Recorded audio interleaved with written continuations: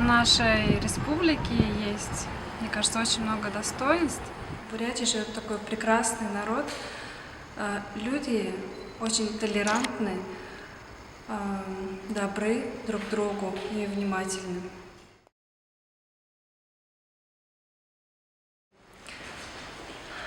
И, конечно же, я считаю, что еще одним достоинством является то, что у нас есть такая прекрасная, чистая, хорошая вода. Я думаю, что это благодаря всему тому, что мы живем на берегу прекрасного озера Байкал, самое глубокое и чистое озеро в мире.